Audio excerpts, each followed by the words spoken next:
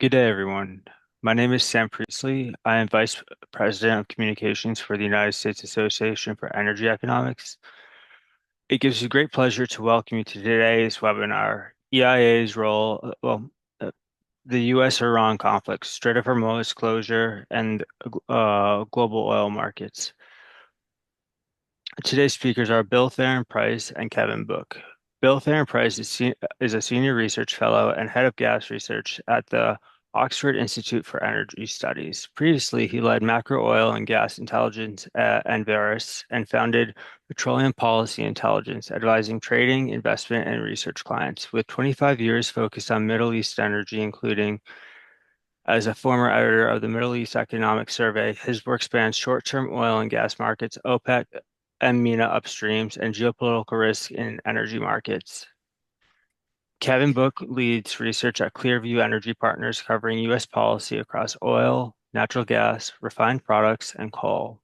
A frequent media commentator, he regularly engages with Washington policymakers and has testified before U.S. House and Senate committees. He serves on the Council on Foreign Relations and a National Petroleum Council and is a non-resident senior advisor with CSIS Energy Security and Climate Change Program.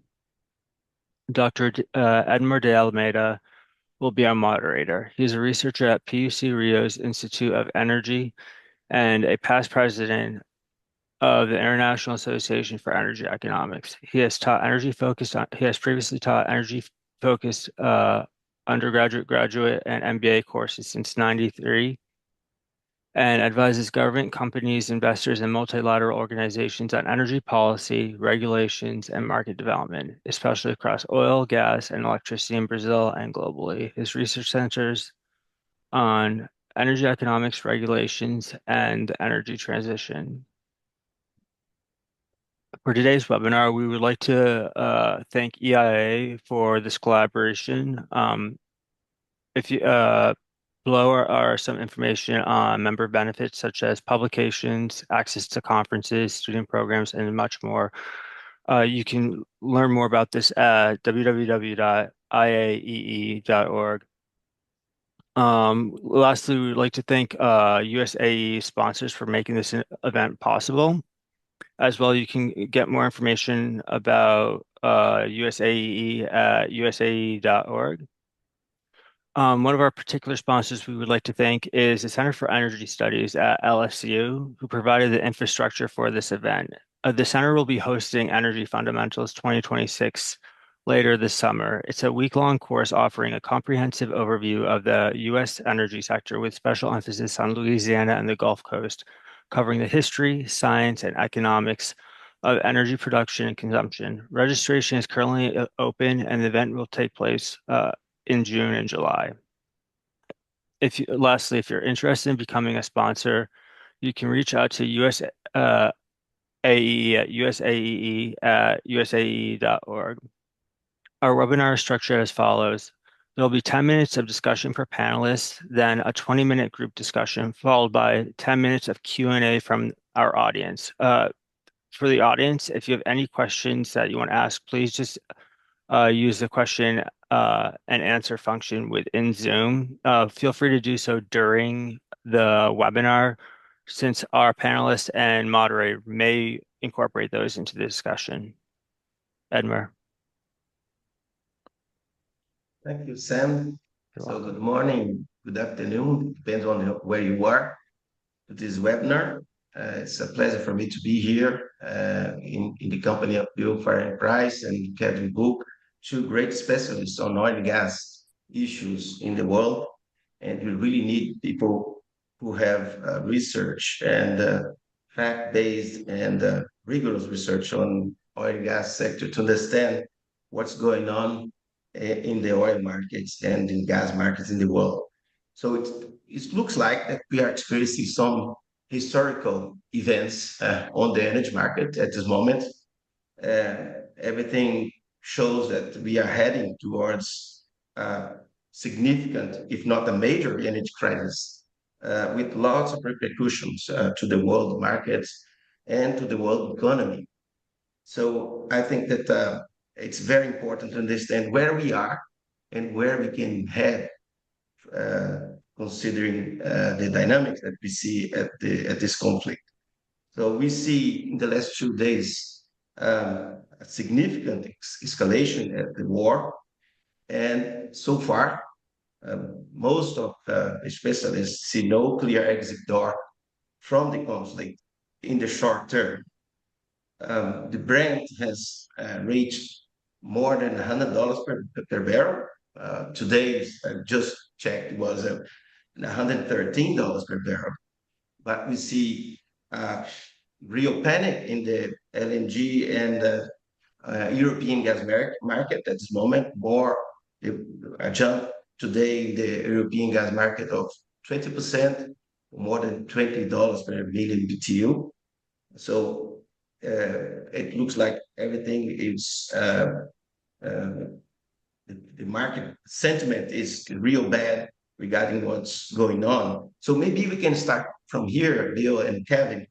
I would like to see your views of the situation right now. So considering the recent events at the conflict and its impact to the energy infrastructure, how do you see the short-term impacts of this conflict to the gas and oil market, and what is already contracted from what has happened so far in the war? So I'll start with Kevin. Maybe he can give his view, then we can move to Bill uh, to see what is the situation right now, what is already contracted that we even the war stops now magically. What are the impacts already contracted to the markets?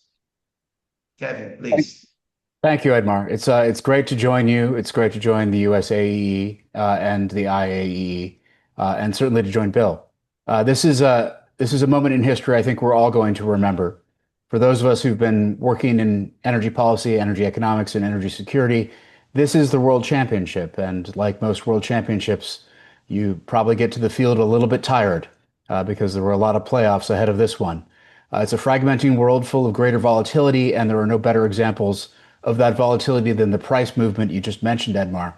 In terms of the movement we saw in the last 24 hours to the Brent crude front month, it encapsulates a recognition of risk that has been washing into the market for weeks. When the war began, the initial crisis was one of transit.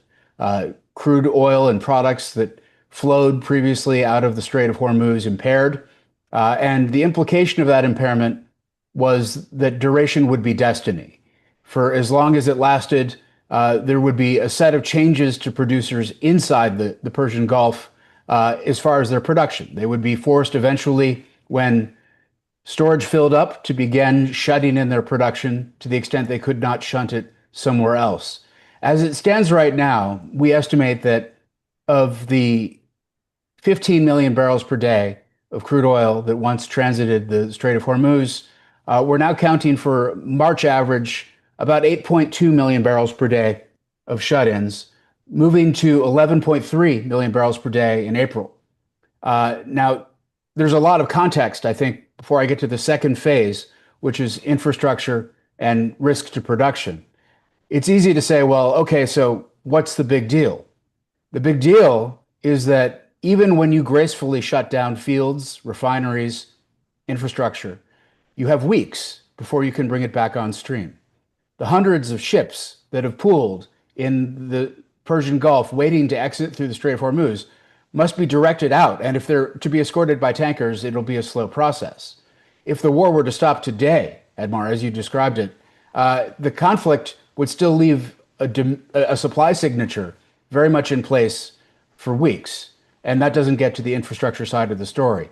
But it's even more than that. The market has, I think, some degree of sense memory of the supply overhang that we were going into after a year of inventory builds in crude and products. We were looking at the EIA, for example, was looking at March, 3.9 million barrels per day supply ahead of demand. A whopping surplus, if you believe those numbers. And not everyone did. OPEC had a different point of view.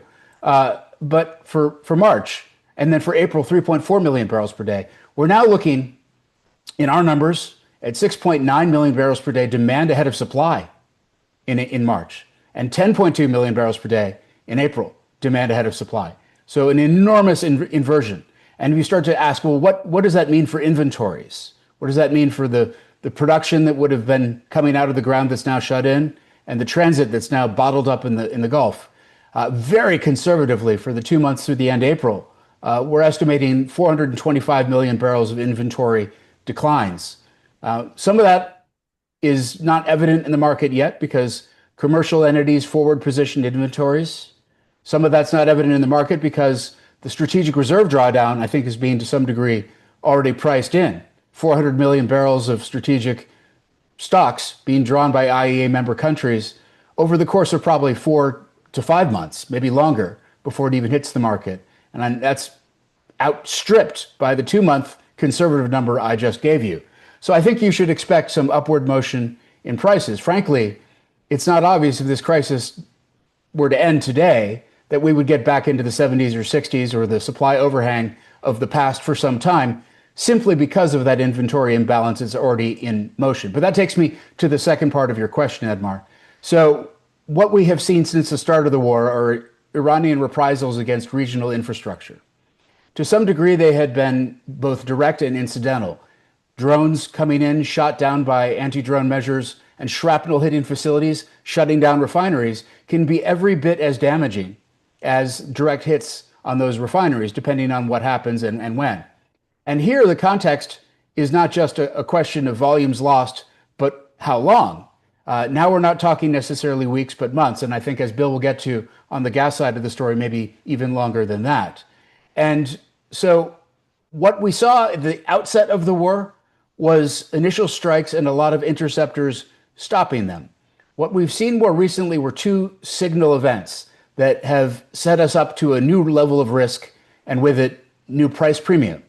The first of them took place on Friday, March 13th, when the U.S. struck non-oil export sites on Karg Island, Iran's principal export facility in the Strait.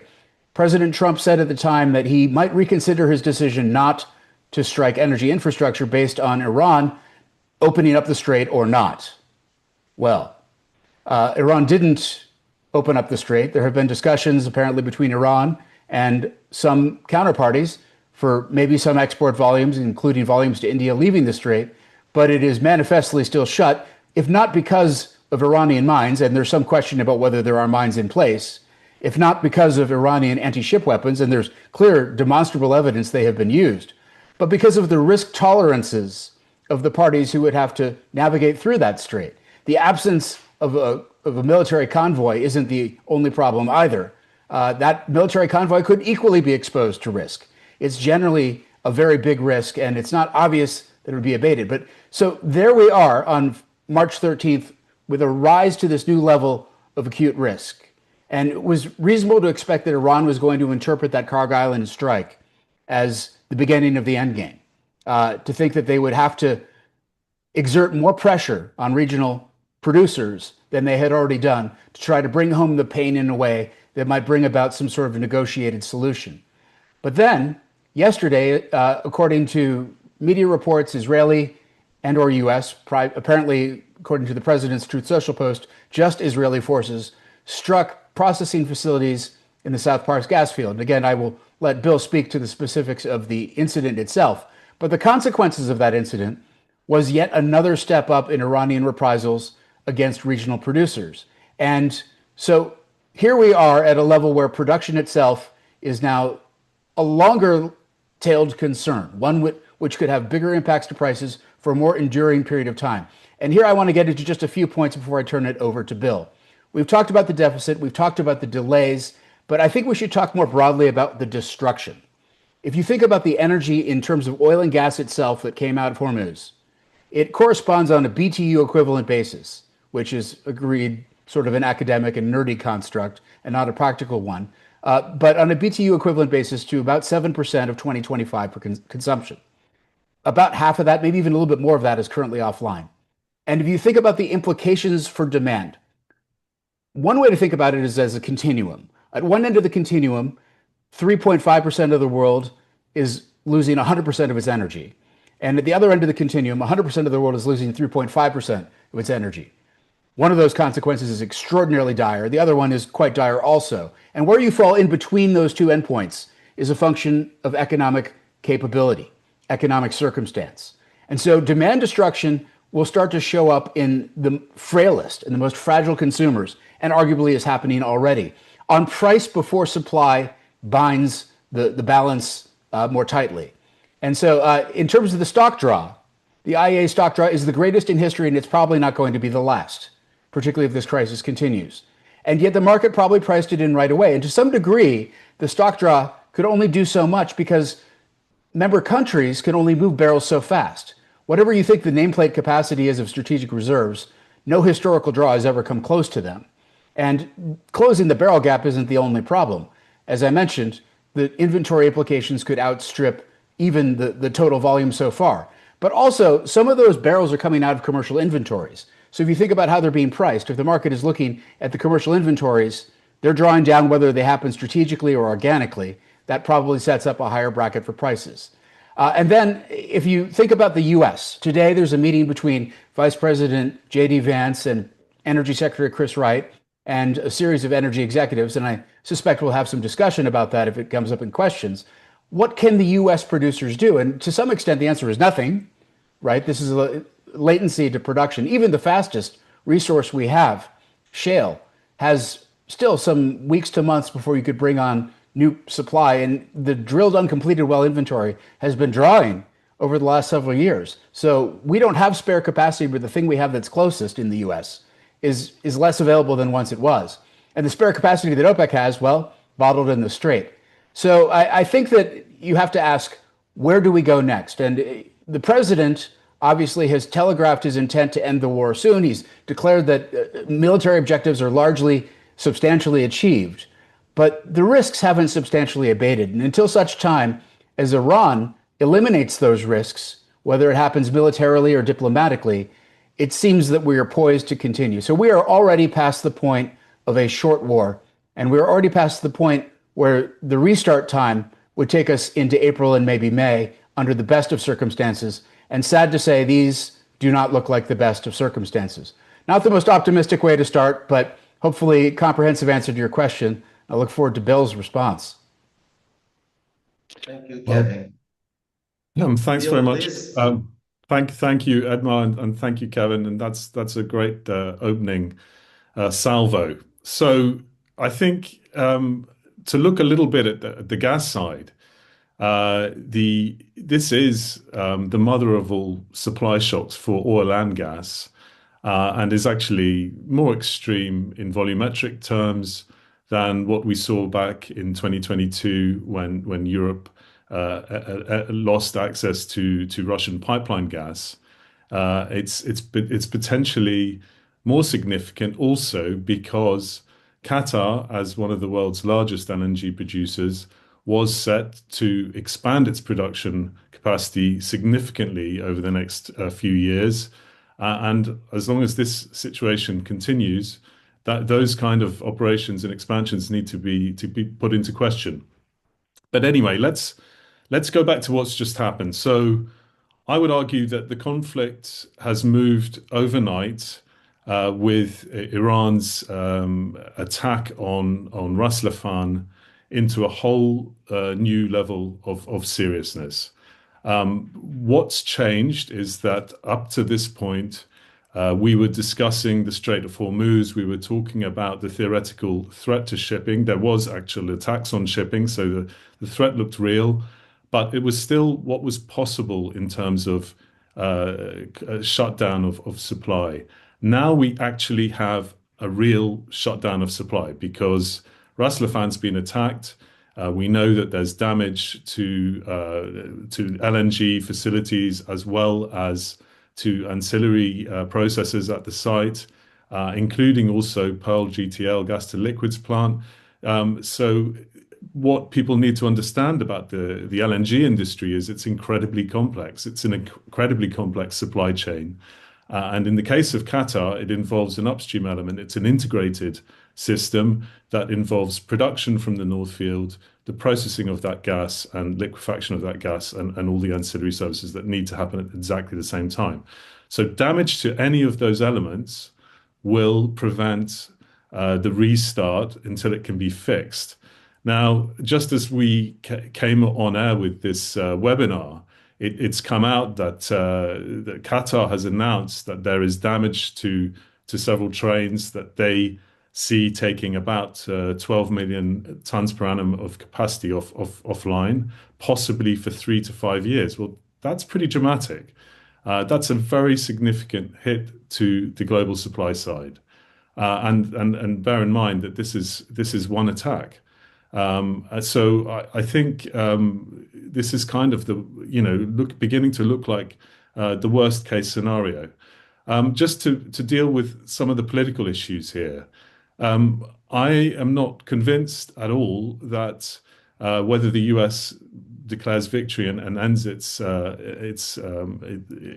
attacks on Iran, whether that is really at this point going to make too much difference. I think the conflict has spun further out of control than that, and I think Iran's regime, Islamic revolutionary regime, will see survival as victory for them, and they will just be seeking to achieve that.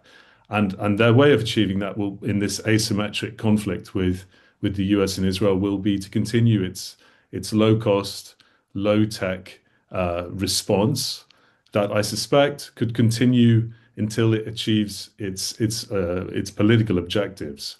And those political objectives are going to be very, very difficult for the Arab Gulf states to swallow. They are going to involve demands that US bases leave the area.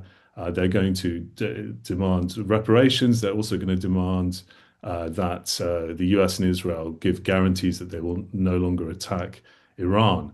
So we are in a really intractable political position with absolutely zero option for some sort of political off-ramp unless we start to see new actors get involved, possibly Europe, the Arab Gulf states themselves, or even China. But we don't see any realistic sign of that at the moment.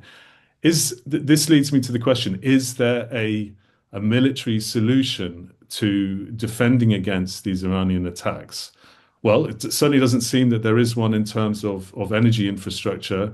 In terms of shipping, there's been a lot of talk about escorting vessels through the Strait of Hormuz. I'd just like to point out that the Strait of Hormuz is not the only part of the region that's at risk here. We've seen attacks on shipping, not just in the northern Gulf near Basra in Iraq and Kuwait, but also even outside the Persian Gulf. In the Gulf of Oman, we've seen the oil facilities at Mina al Fahal of Oman, which is probably the closest country to Iran in the Arab Gulf, has been attacked, and shipping outside in the Indian Ocean has been attacked.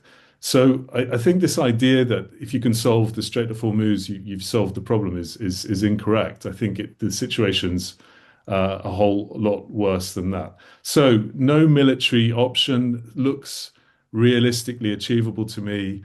And at the moment, there's no sign of an off-ramp. And that's why we saw, after these attacks, after explicit targeting of energy by the US and Israel in Iran, and then by Iran back on the Arab Gulf, that's why we've seen markets respond as they have, a new bump higher for TTF prices and NBP in Europe.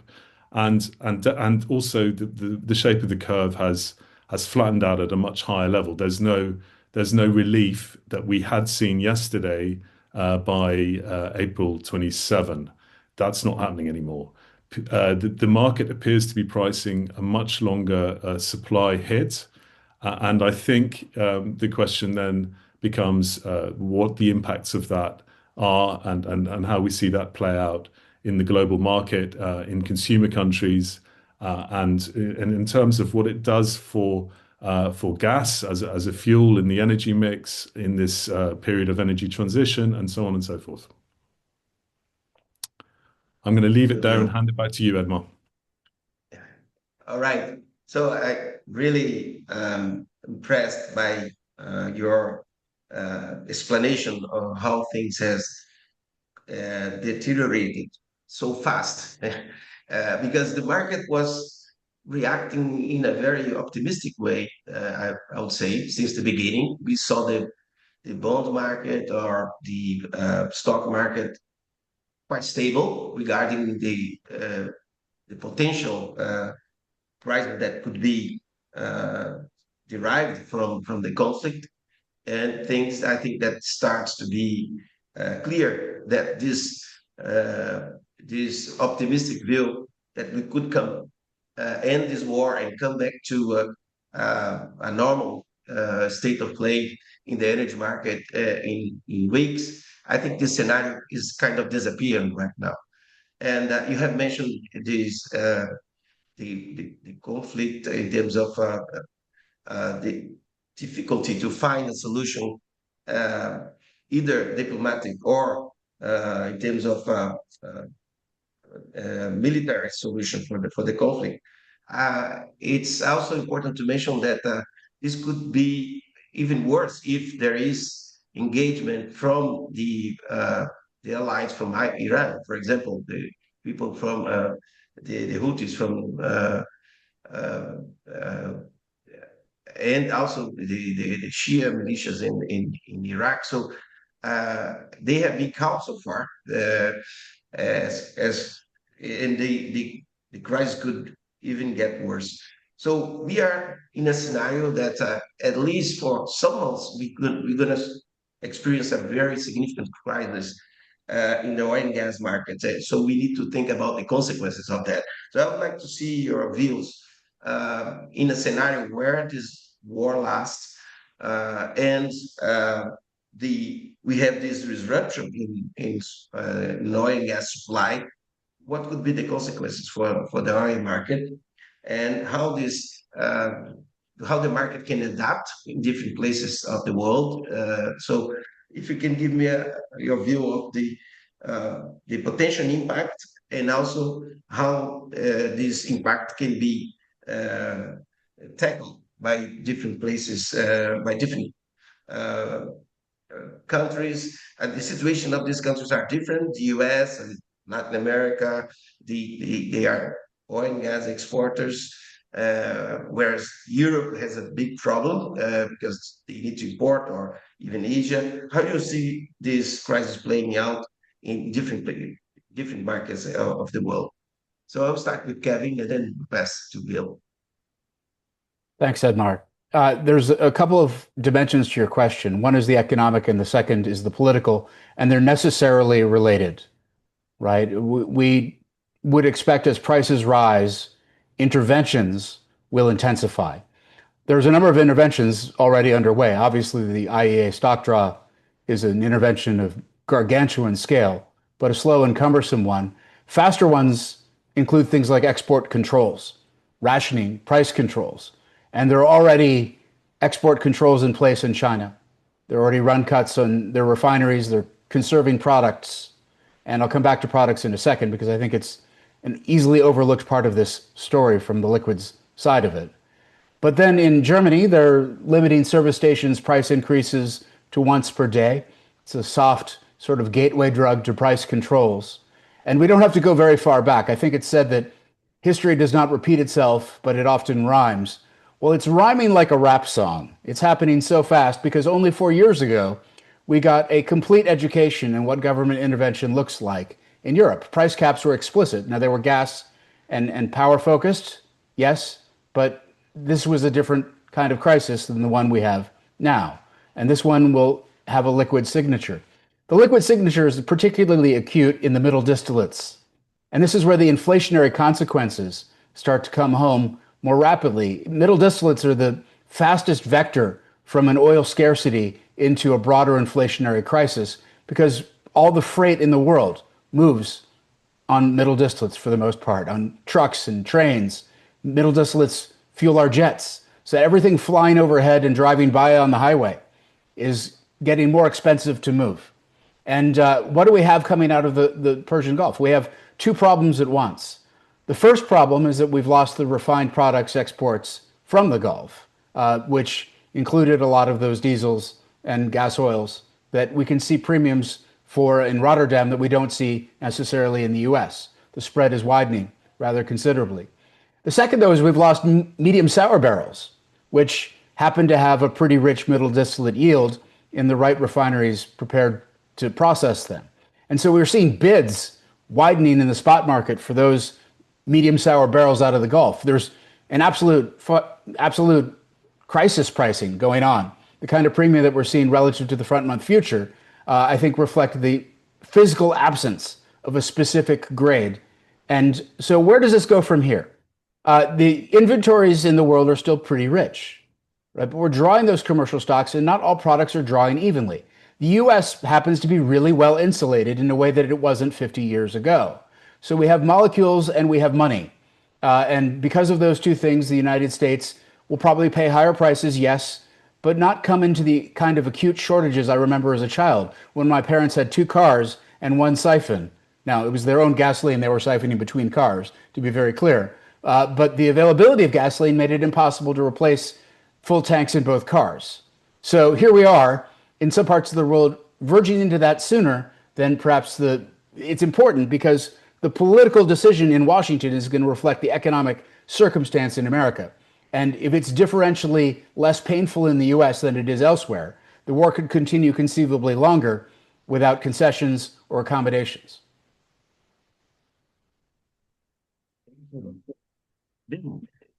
How do you see this lasting consequences? So, well, first of all, we've kind of seen this movie before.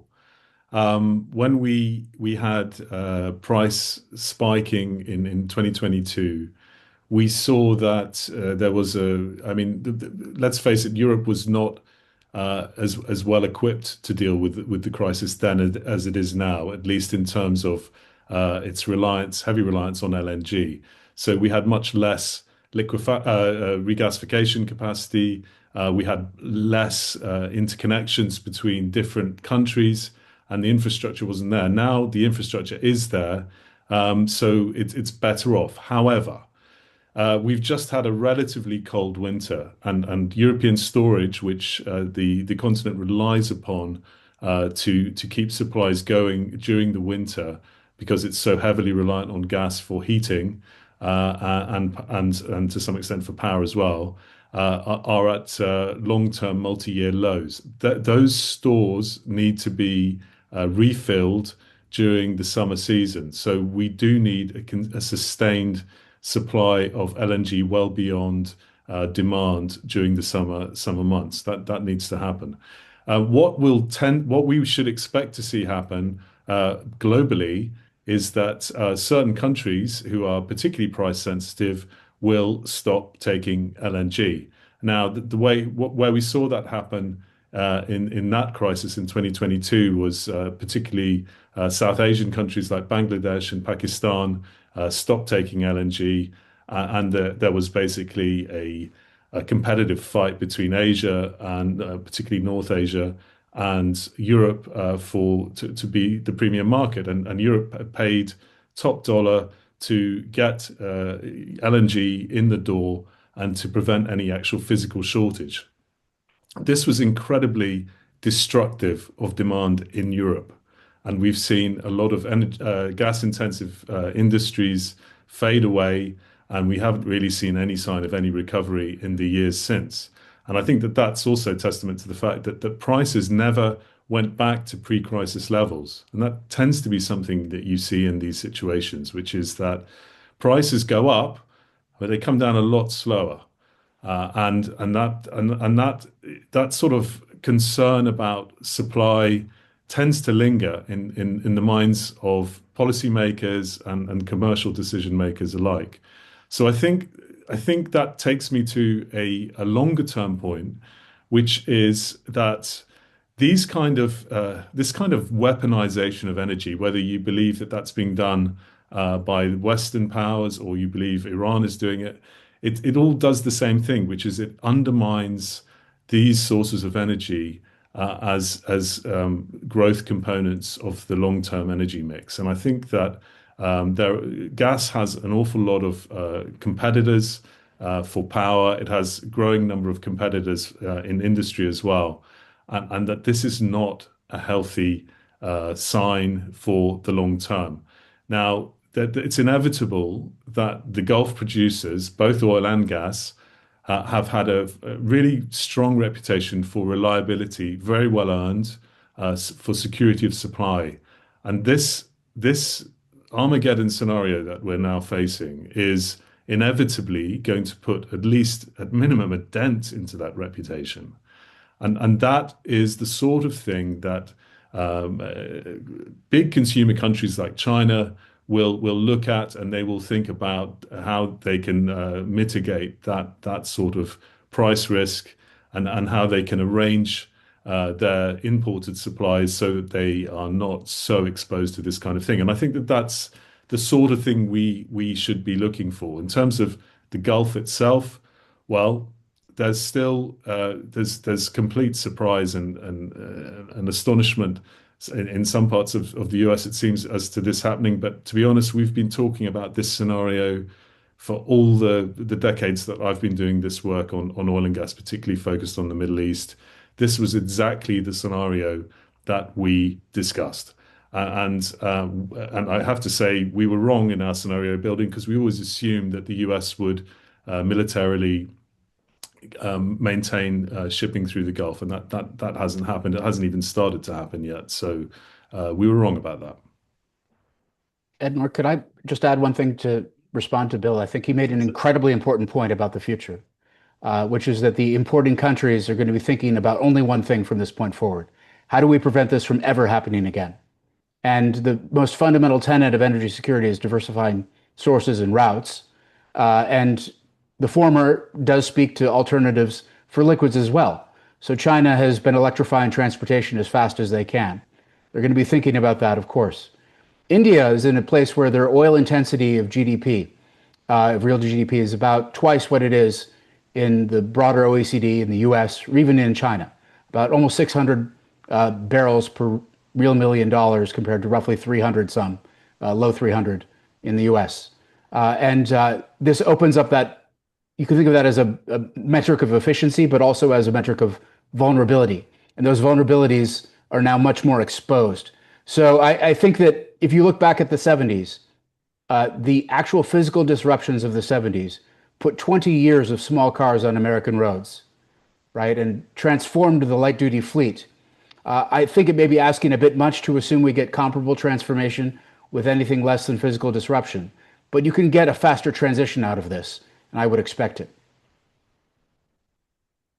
Thank you, And Kevin. I just to add to that transition will be driven not just by consumer decisions, which it will be, but it will also be driven by policy decisions at governmental level or at continental level, and that's something to watch. I'm already expecting to see, the European Union will be dusting off its toolbox of emergency measures that it deployed last time round. Some of them well considered, some of them slightly less so. And you can expect to see that happen. All of this, by the way, is not particularly good for the market, because they're often interventions that actually cloud price signals, which is not ideal in this situation. But that will happen, and that's the sort of thing that we expect to start seeing in the weeks ahead. Thank you. We have now 145 people participating in the webinar, which is great, and we have a lot of questions. So now I'll move to some specific questions. I have one for myself, but then I'll move to the audience questions. One specific question that I have, Bill, is how different this crisis in the gas market is from 2022.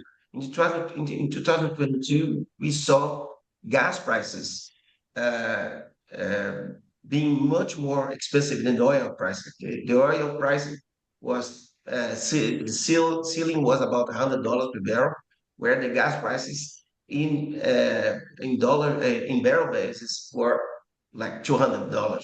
So we saw a lot of destruction of gas demand by using more oil. Or uh, uh, so how do you see this playing out right now, where we have two crises on the oil side, but also in the gas side? Do you see some difference in this way? And how do you see the demand destruction as a consequence of this crisis. And then we can move to Kevin. He can also give more detail on how he see the demand elasticity to price right now as compared to other crises. So just when we look at the gas side, I mean, Ukraine, Russia's full-scale invasion of Ukraine in 2022 was really a gas crisis, not an oil one. I mean, it had oil elements to it because of sanctions that were introduced, but ultimately it was really much more about gas. It was about the loss of, over a period of years, about 90 BCM of Russian pipeline gas into Europe. There's still a little bit flowing through Turkey, but it's a fraction of what was going on before. We saw a very big price reaction to that for a short period of time. And that reflected, as I said, Europe wasn't well prepared to do a sudden switch to LNG, which it had to do, and it successfully did, and it had to pay the price for that successful switch and for not having any physical shortage.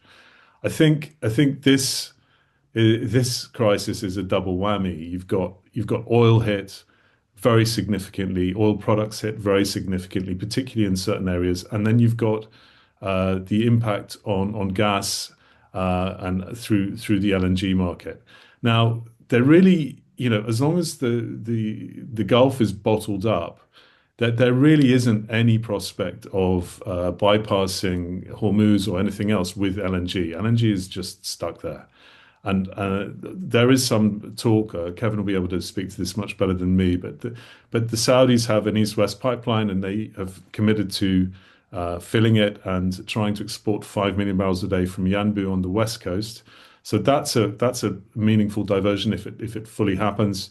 And of course, UAE has their Fujairah pipeline that they can export 1.5 million barrels a day through if that fully happens. But we've seen Fujairah under attack as well. So question marks about all of that and about how much of that happens. But for LNG, we've just seen in the last 24 hours, 12 million tons per annum of capacity taken offline for years, according to Qatar Energy. So I think the gravity of this situation is phenomenal. The other difference between oil and gas, which I think is important, is that oil is a very complex market with crude oil and then products, multiple players, multiple producers. It has a certain amount of flexibility in it. Despite what you said, Kevin, there is a little bit more flexibility than the LNG market, which really doesn't have any flexibility in it at all. In fact, most of the bulk of the research that we've been doing on fundamentals has looked at what the new LNG wave would do to prices and what that would do to demand. And we put out a major report at the end of last year talking about what $6 gas would look like in terms of demand growth in various regions in the world. So obviously, that report is now very out of date. We will see some of this capacity expansion, particularly in the US, but the big slug of it that was due to come from Qatar is not going to happen until this situation is resolved, and it may well be impacted beyond that. So the whole global LNG market is increasingly tight, and price is going to be the only way to ration demand for those barrels. Sorry, for those cargoes. So on my side of this, Bill's absolutely right. It was a gas crisis, and it was really a second order impact that we saw to liquids. There was a small amount, hundreds of thousands of barrels per day of liquids demand driven by fuel switching in Asia, mostly from power generators, which simply isn't possible this time because it's liquids that are also missing here. Well, it is possible. It's possible, but not economic necessarily when liquids are missing too. So that's another thing that differentiates this crisis. The fungibility of BTUs is less, and it probably is a draw more on coal. You'd intuitively guess where there's excess capacity.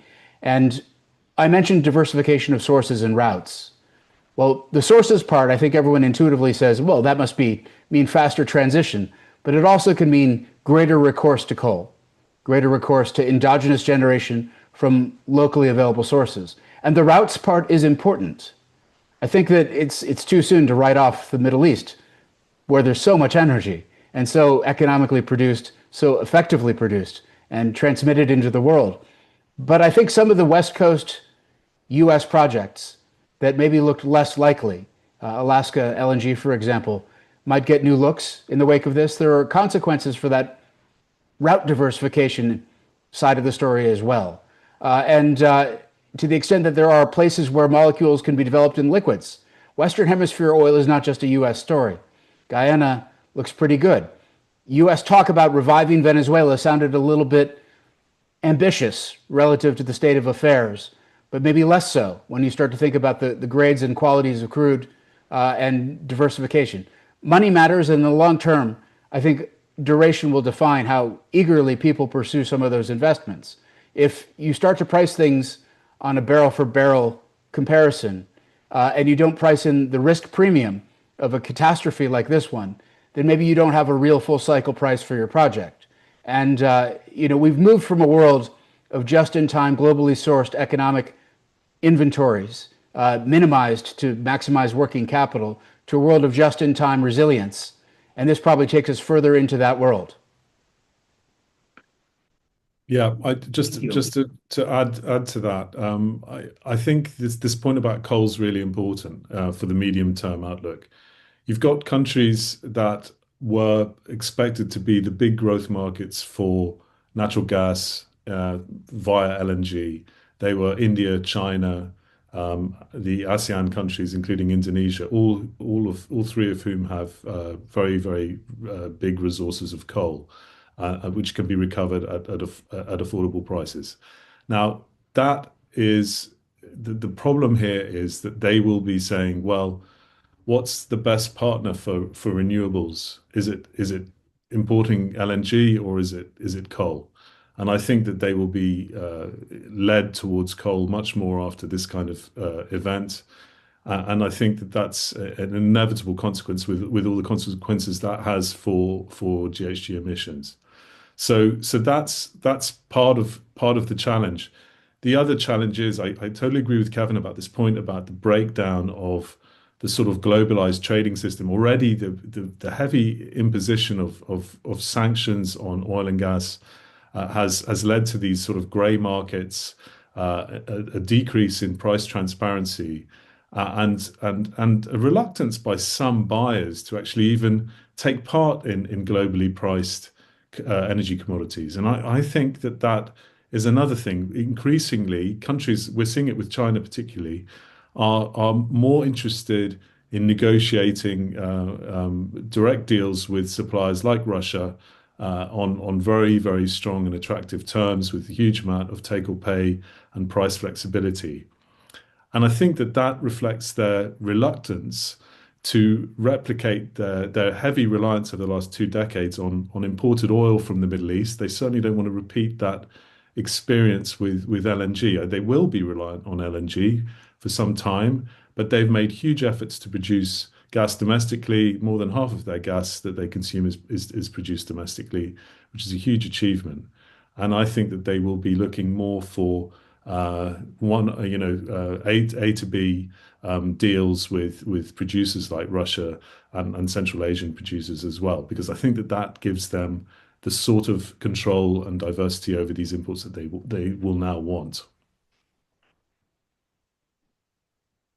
We have several questions here. I think you have touched upon most of them because people have been putting questions throughout the webinar.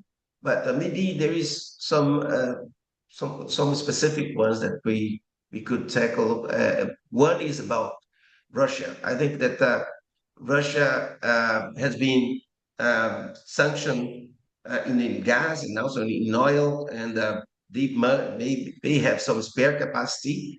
And I would like to see your view if Russia can be not only a winner, but someone that a country that helps to ease the market in the middle term. So, what is your view on Russia more specifically? Well, I'll take this one first, and then I'll hand it to Kevin. But my view is that inevitably a shortage of molecules is going to make some buyers in Europe want to revisit the issue of the ban on Russian energy that was being progressively implemented. However, I also think that the majority of political thinking in the European Union is not to allow that to happen. They don't want to do anything that could benefit the Russian state in its war in Ukraine. So the Trump administration's decision to slightly lift sanctions on Russian oil was not popular in Europe, as you'd expect. But it's also interesting to see that sanctioned LNG from the Arctic LNG 2 project has been making its way into the Chinese terminal of Bahai unimpeded by sanctions for the last 6 months or so. And we would expect to see increased flows of gas eastwards as Russia tries to implement its pivot away from Europe and its pivot towards the Central Asian republics and also to China. I would add that we should probably consider what this means for economic force projection as an alternative to conventional kinetic engagement. For decades now, the Western world has put forth economic sanctions as an alternative. But when you get to the point where those sanctions haven't had their desired effect, and they've lost their potency because of circumvention, and to some degree, because of the political will of the sanctioning party in bearing the costs of those sanctions, then you get to where we were, say, not so many months ago. It seemed like a very extreme thing compared to where things had been, but of course not compared to where things are. When we saw that the U.S. was pursuing sanctioned Venezuelan tankers all the way around the world, Delta Force operators fast roping onto the decks of ships, and they called that sanctions enforcement. That's not exactly cutting off bank accounts. That means that we've sort of gone from the kinetic to the economic back to the kinetic. And from there, we've gone to the pragmatic. The Office of Foreign Assets Control at the Treasury Department responded early in the Iran war with liberalization of Russian barrels on previously loaded tankers, including sanctioned tankers, for delivery to India. That was General License 133. A little over a week later, actually almost exactly a week later, OFAC followed up with General License 134, broadly opening the Russian cargoes that were previously loaded. Now, those licenses are time limited. The first one expires April 4, the second one April 11, but actually could be extended and probably will. And the question is whether or not we've started the post-sanctions architecture. The sanctions architecture for Russia involved a number of restrictions, not just on the barrels sold or the entities that were directly designated, Rosneft and Lukoil, etc., but also on limitations on imports of technologies, including technologies for frontier production, deep water and shale, also services, technology services from Western companies. All of those could be revisited if we have a long enough and deep enough crisis. And I think we've seen the first touch of that. You know, the long-term hopes of the administration expressed for peace in Ukraine involved a reopening of commerce with Russia, discussions of Russia's hydrocarbon resource as an opportunity set for Western operators, and not just as something to restrict and limit, but to develop and expand. The consequences of this event could change the plans that were put in place in 2014 and again in 2022 with regard to trying to limit Russia. And that's not that surprising, because if you go back to what happened in 2022, plans for an accelerated clean transition had to take a back seat to the exigencies of short supply. Okay. So we are heading to the end of our webinar. I would like to raise a last question. I'll try to include in this question some of the questions of the audience. What is your view on your reflection based on this lasting and deep crisis that apparently we are heading on? The consequences for the real long term in energy geopolitics. How do you see Middle East competitiveness as compared to other parts of the world that are could be receiving more investment, like Latin America, for example, Mexico with LNG. We have LNG in Argentina, other places in Africa. How do you see these playing out in the real long term for geopolitics? We have also some questions regarding not only oil and gas, but if you have any views on the impact on fertilizers, for example, which is very important for food security in the world. And and finally, I'll put it all together. Then you can choose. Finally, energy transition. How this plays out for energy transition? Is this good for energy transition? Is this bad for energy transition? I know that this is a lot of questions, but just to give you opportunity to close your participation with this long-term overview. Is there anything new on your reflection regarding this long term based on this crisis? We can start with Um, Bill. Okay, thank you. On, I would just say on energy transition, I think that's a very good question. What we saw in the previous crisis was energy transition. We talk about the energy trilemma all the time, but energy transitions, i.e., sustainability, took a back seat to security and affordability, and I think that will happen again. That said, where energy transition technologies, i.e., renewable energy, resolve the affordability problem, they will get a lot of support. So it's an interesting mix. I think the first case scenario is that the first priority of any government is to keep the lights switched on, and I think that will be, as it was in 2022, the natural sort of knee-jerk reaction to this kind of crisis. The problem is this one looks like it's not that easy to fix because we are talking about big chunks of supply that are missing from the market and could be missing for some time. And as you pointed out, it's not just the raw materials, it's not just the molecules in LNG, it's not just oil and products, it's also downstream, it's aluminium, it's fertilizers, it's helium, it's sulfur. There's lots of elements that will undermine global supply chains in this whole situation. In terms of what it does to the Gulf, it's important thing to remember about the Gulf is it has incredibly low cost to recover oil and gas, and it should be able to, if it can fashion a new political settlement, it should be able to bounce back. Has extraordinary capacity to mobilize capital as well, and you would expect to see them do well. But I think it's inevitable that their reputation will have taken a bit of a bashing, and there's not a great deal that can be done from that, apart from strong progress on a political settlement of some shape or form. I would respond Okay. by saying that, again, what I said at the outset, it's impossible to separate the politics from the economics. First of all, high prices tend to usher out incumbent politicians faster than they usher in new technologies. And because of that, you tend to get a lot of intervention. The problem with the interventions is that they can crowd out capital and damage capital formation for a lot longer than the acute moment. But just as there are no atheists in foxholes, there are no free marketers in a supply shock. So that I think Bill is getting at. And so what people do in elected office will have a lot to do with what happens to both the economics and the investment picture in the wake of all this.